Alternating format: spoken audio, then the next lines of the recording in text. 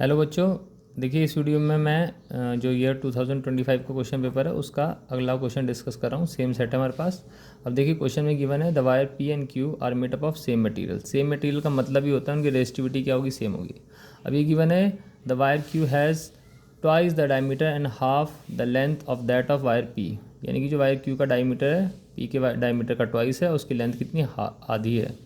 अब उन्होंने दे रखा है कि if the resistance of wire P is R, अगर जो पी वायर के रेजिस्टेंस को आर मान लिया तो क्यू वायर का रेजिस्टेंस कितना होगा, ये ऑप्शन हैं।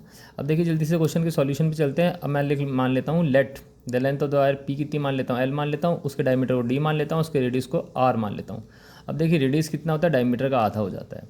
एरिया का फॉर्मूला होता है पाई आर स्क्वायर, मीन्स एरिया किसका लेते हैं हम, वायर, जैसे वायर है, ठीक है, इस तरह से वायर है, वायर की ये लेंथ हो जाती है, ये एरिया ऑफ क्रॉस सेक्शन हो जाता है, तो एरिया का फॉर्मूला होता है पाई आर स्क्वायर। तो एरिया ऑफ क्रॉस सेक्शन हो जाएगा पाई, और रेडियस कितना है डी/2, तो डी/2 का होल स्क्वायर है, इसको मैं लिख सकता हूँ पाई d²/4, ठीक है। अब देखिए रेजिस्टेंस का फॉर्मूला कितना होता है, ये सपोज मैं पी वायर के रिस्पेक्ट में लिख रहा हूँ। अब उन्होंने गिवन ही दे रखा है कि रेजिस्टेंस आर है, तो रेजिस्टेंस का फॉर्मूला होता है रो एल अपॉन ए, एरिया कितना हो जाएगा पाई d²/4, तो यहाँ से आर कितना आ जाएगा, ये फोर रेसिप्रोकल के ऊपर चले गया, तो 4 rho L upon pi d² आ गया।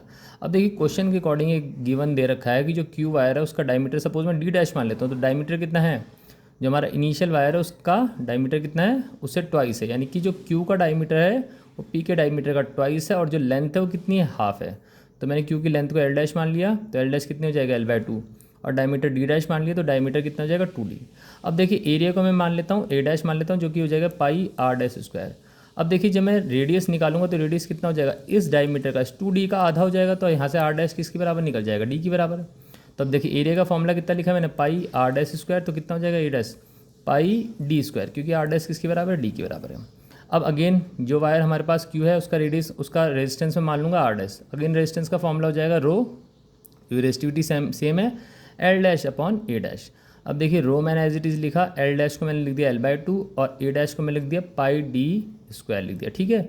अब यहाँ से आर डैश हमारा कितना हो जाएगा 1/2 रो एल पाई d² आ गया। अब मैं क्या करूँगा, देखिए आर डैश को इस आर से डिवाइड कर दूंगा, तो आर डैश बाय आर कितना हो जाएगा 1/2 rho L upon pi d² divided by 4 rho L upon pi d²। तो रो से रो कैंसिल, एल से एल कैंसिल, पाई d² से पाई d² कैंसिल, तो आर डैश बाय आर कितना हो गया, यह आ जाएगा हमारा देखिए r/8।